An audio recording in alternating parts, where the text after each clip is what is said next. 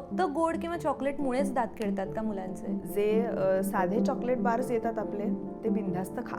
लिमलेटच्या गोळ्यांसारख्या गोळ्या ज्या आहेत ज्या प्रोलॉंग्ड पिरियडसाठी आपल्या तोंडामध्ये राहतात, साखरेचं कोट देत राहतात, ह्या गोळ्यांनी सगळ्यात जास्त डॅमेज होतो. तोंडामध्ये बोट घालून बसणं, बाटलीची सवय असणं, ड्रॉइंग करताना असं करून बसलेली असतात. सो अशा ज्या सवयी आहेत त्यांनी दातांवरती कंटिन्युअस फोर्स अप्लाय होतो. दाढा एकमेकांवरती टेकलेल्या असणं इज आर रेस्ट पोझिशन. त्याच्यामध्ये आपल्या सांध्यावरती कुठल्याही प्रकारचं प्रेशर नसतं.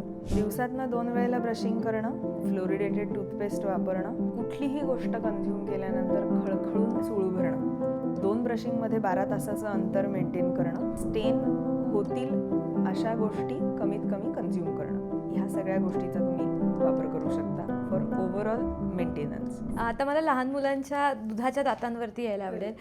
दुधाचे दात हे पडणारेच असतात कालांतराने, तरी सुद्धा त्यांची काळजी पडू घेणं दे, गरजेचं आहे. मग कशाला ट्रीटमेंट करायची मॅडम, राहू दे, किडलेत दात तर ते काय वर्षभरानंतर पडून जाणार आहे. पण तो अख्खं वर्ष ती कीड त्या दातावरती आहे तशीच राहणार आहे जर आता आपण ट्रीटमेंट नाही केली तर. राईट. आणि ती कीड कुठे जाणार आहे?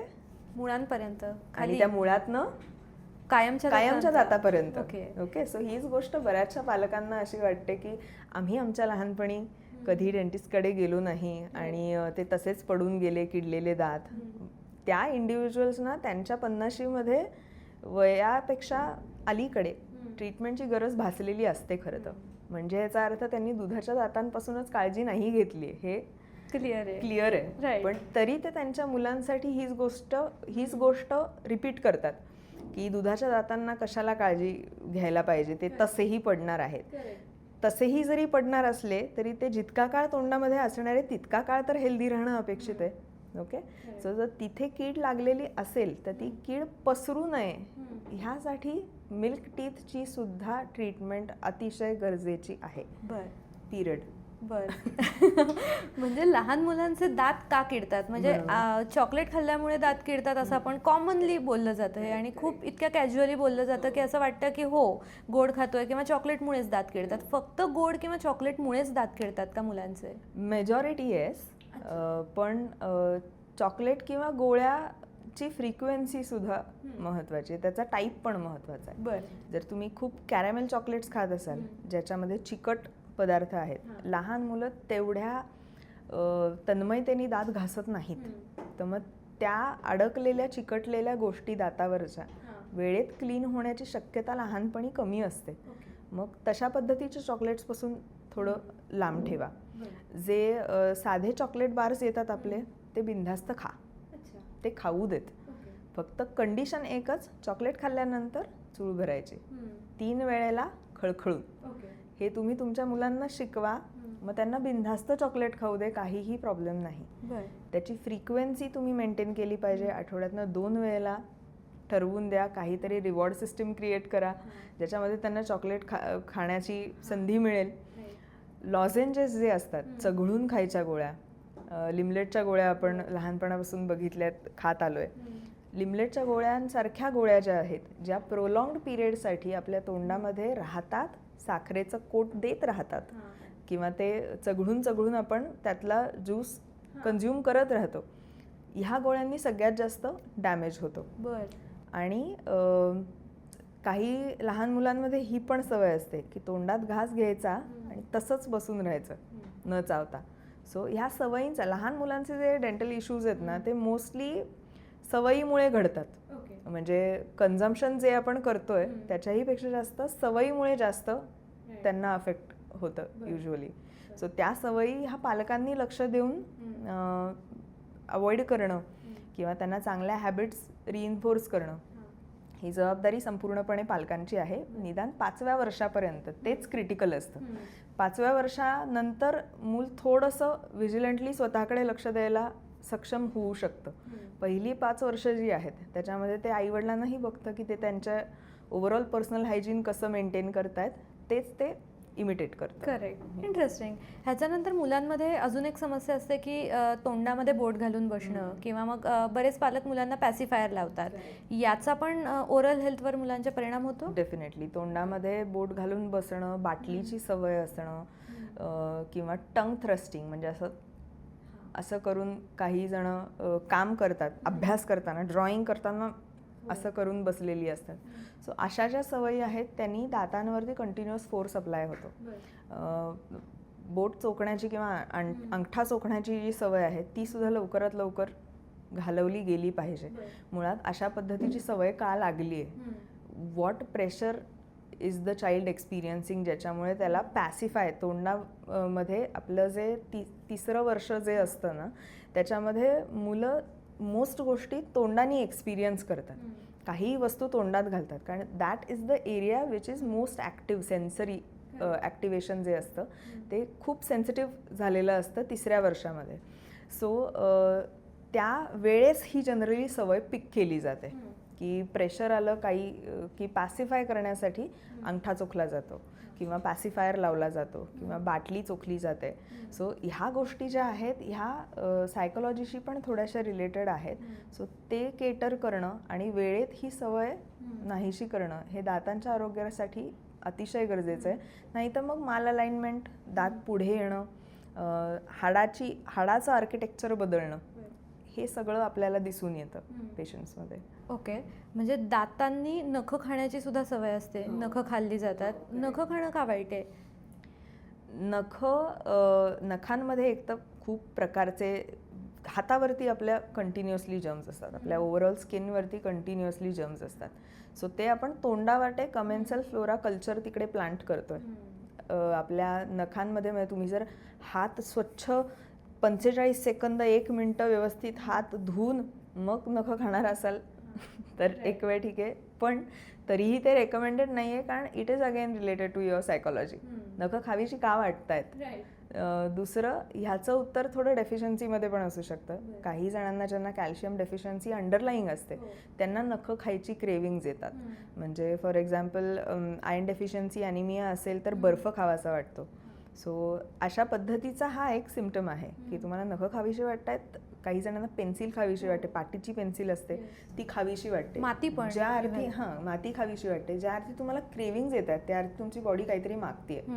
सो तुम्ही डेफिशियन्सीज तुमच्या एकदा चेक करून घेऊ शकता. It is very easy. तुम्हाला ब्लड टेस्ट द्यायच्या असतात, त्यातनं तुमचे सगळं स्क्रीनिंग होऊन जातं. त्याच्यामध्ये तुम्हाला कळून जातं कुठल्या विटॅमिन्सची डेफिशियन्सी आहे आणि त्या अनुषंगाने तुम्ही डॉक्टरना कन्सल्ट करू शकता.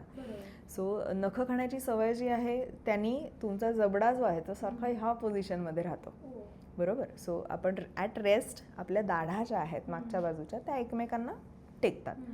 जेव्हा दाढा एकमेकांना टेकतात तेव्हा समोरचे दात एकमेकांना टेकत नाहीत. ओके, ट्राय करून बघा. आणि जर समोरचे दात आपण एकमेकांना टेकवायचा प्रयत्न केला तर आपले मागचे दात आउट ऑफ कॉन्टॅक्ट जातात. ओके, सो दाढा एकमेकांवरती टेकलेल्या असणं इज आर रेस्ट पोझिशन. त्याच्यामध्ये आपल्या सांध्यावरती कुठल्याही प्रकारचं प्रेशर नसतं.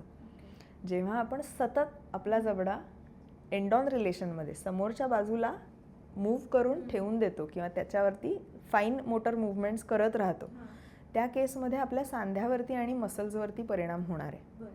नखं खाण्याच्या दातावरती तसा डायरेक्ट परिणाम काही होत नाही, पण सांध्यावरती आणि जबड्यावरती परिणाम होणार आहे. सो ती सवय कुठून ट्रिगर होतीये ते चेक करून ती सवय घालवणं इज रेकमेंडेड. बरं, लहान मुलांच्या दातांमध्ये फटी पण असतात आणि त्याच्यावरती ब्रेसेस लावण्याचा डिसिजन घेतला जातो. मुळात हा डिसिजन खरंच त्या दुधाच्या दातांसाठी असेल तर घ्यावा का? आणि हल्ली खूप व्हरायटी आली याच्यामध्ये की ट्रान्सपरंट सुद्धा तुम्ही ब्रेसेस लावू शकतात. हे ऑप्शन्स किती सस्टेनेबल असतात खरंच? ओके, सो आता ह्याचं उत्तर मी 2 पार्ट्समध्ये देते. लहान मुलांचे म्हणजे त्याला सुद्धा मिक्स डेंटिशनचं एक वय आहे. म्हणजे साधारणतः 6व्या वर्षापर्यंत तुमचे कायम दात उगवायला सुरुवात होते. 6व्या वर्षापासून 10व्या वर्षापर्यंत जर गॅप्स दिसत असतील तर त्या नॉर्मल आहेत. 10व्या वर्षानंतर 13व्या वर्षापर्यंत जेव्हा तुमचे कायम दात, दुधाचे दात पडून कायम दात पूर्ण आलेले आहेत, पूर्ण म्हणजे मोस्ट, सगळे नाही आहेत 13व्या वर्षापर्यंत, पण मोस्ट दात आलेले आहेत आणि तरीही मिसअलाइनमेंट दिसते, माल अलाइनमेंट दिसते, तर त्या केसमध्ये आपल्याला ब्रेसेसकडे जाण्याची गरज आहे. जर तुमच्या म्हणजे 7-8 वर्षाचं एखादं मूल असेल आणि त्याच्या समोरच्या कायम दातांमध्ये गॅप असेल तर दॅट इज नॉर्मल. पण हीच गॅप साधारणतः 11व्या-12व्या वर्षी सुद्धा आपल्याला कन्सिस्टंट राहिलेली दिसली तर मग त्या केसमध्ये आपल्याला ब्रेसेसकडे जायला पाहिजे. सो वय हा फार महत्त्वाचा ह्याच्यामध्ये फॅक्टर आहे. जेव्हा मिक्स डेंटिशन असते म्हणजे दुधाचे दात पडतात, काही पडलेले आहेत, काही कायमदात आलेले आहेत, सगळे कायमदात आलेले नाहीत, काही दुधाचे अजूनही बाकी आहेत. सो ह्या स्टेजला मिक्स डेंटिशन म्हणतात. म्हणजे दोन्ही प्रकारच्या डेंटिशनचे दात तोंडामध्ये उपस्थित आहेत. सो तशा डेंटिशनमध्ये ब्रेसेसचा डिसिजन घ्यायचा नाही. जेव्हा कायमदात जास्तीत जास्त कायमदात पूर्ण जागेवरती येतात, दुधाचे दात सगळे पडून जातात, हे जनरली 12व्या वर्षी घडतं. तिथून प्युबर्टी येण्याच्या आत तुम्हाला ब्रेसेसचा डिसिजन घ्यायचा आहे. म्हणजे तुमचं मुलगा असू दे किंवा मुलगी असू दे, 12व्या वर्षापासून ते 17व्या-18व्या वर्षापर्यंत हे तुमच्याकडे एक साधारणतः 5-6 वर्षाचा स्पॅन आहे, जेव्हा तुम्हाला माल अलाइनमेंटवर लक्ष ठेवायचं आहे. जर दिसतीये माल अलाइनमेंट तर मग त्या केसमध्ये तुम्हाला ब्रेसेसचा ऑप्शन ऑप्ट करावा. आणि ब्रेसेस 2 प्रकारच्या, आता ज्या बॉन्डेड ब्रेसेस आपण बघितल्या आहेत, सिरॅमिक ब्रेसेस पण येतात. इन्व्हिजलाइन किंवा अशा इन्व्हिजिबल अलाइनर्स हा जो एक आता ट्रेंड आलेला आहे, तो ट्रेंड नाही आहे, ही एक चांगली ट्रीटमेंट मोडॅलिटी आहे. जसं पूर्वी चांदीच होती भरायला दातामध्ये, कारण रिसर्च झाला नव्हता. आता रेझिन सिमेंट्स भरली जातात जी टूथ कलर्ड आहेत आणि बेटर बॉन्ड होतात. चांदीमध्ये मर्क्युरी मिक्स केली जायची, त्या मर्क्युरीचे नंतर ड्रॉबॅक्स आपल्याला दिसू लागले, त्याला ऑप्शन म्हणून रेझिन सिमेंट आपण आता वापरतो. सेम वे ब्रेसेसच्या फील्डमध्ये सुद्धा इन्व्हिजिबल अलाइनर्स ही झालेली ॲडव्हान्समेंट आहे.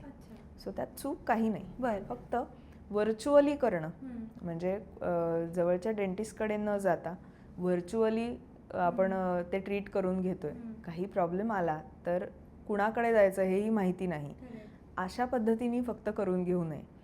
आपले जे कोणी फॅमिली डेंटिस्ट असतील त्यांच्याकडे कन्सल्ट करावं, त्यांना सांगावं की मला इन्व्हिजिबल अलाइनर्सच हवे आहेत. मग ते अकॉर्डिंगली तशा पद्धतीने तुमचा इंट्राओरल स्कॅन होतो, व्यवस्थित स्टडी होतो त्याच्यावरती, आणि मग कस्टमाइज्ड अलाइनर्स तुमच्यासाठी असे बनून येतात. मग त्याचे सेट्स तुम्ही हळूहळू वापरू शकता. या फटी ज्या आहेत दातांमधल्या, या फक्त लहान असतानाच डेव्हलप होतात का तुम्ही मोठे असाल, तुमचं वय वाढत असेल तर कधीही ओव्हरऑल तुमच्या लाईफस्पॅनमध्ये त्या फटी येऊ शकतात?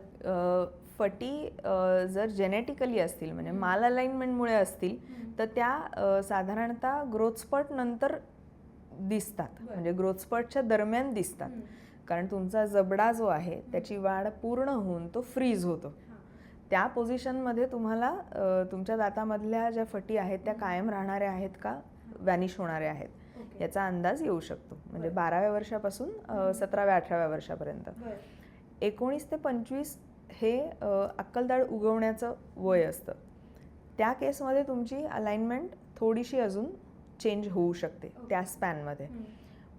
फटी पडणं ह्याचं दुसरं अजून एक कारण असू शकतं की जर तुम्हाला ट्रॉमा फ्रॉम अक्लुजन असेल, म्हणजे खालचे दात वरच्या दातांना मागून गरजेपेक्षा जास्त जोरात हिट होत असतील, तर मग त्या केसमध्ये समोरचे दात पुढे येणं, ते फाकणं, त्यांच्या दोन्ही दातांमध्ये गॅप पडणं हे घडू शकतं. आणि तिसरं रिझन इज जेनेटिक. काही जणांना डेंटिशनमध्ये काही प्रॉब्लेम नसतो, मागच्या दाढा एकमेकांवरती आयडियली जशा क्लिप व्हायला हव्यात तशा त्या एकमेकींवरती आयडियली बसतात, पण समोरच्या बाजूला गॅप ही जेनेटिकली असते, ज्याला मीडियन डायस्टेमा असं म्हणतो.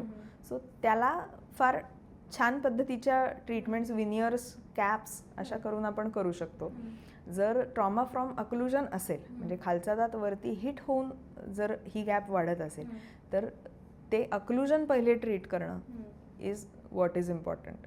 आणि जर माल अलाइनमेंट होत असेल बिकॉज ऑफ थर्ड मोलर्स, तर त्या केसमध्ये थर्ड मोलर्स ट्रीट करणं. ज्या गोष्टीमुळे ह्या गॅप्स पडत आहेत ती पहिले डायग्नोज करणं, ज्यासाठी तुम्हाला डेंटिस्टकडे जावंच लागेल.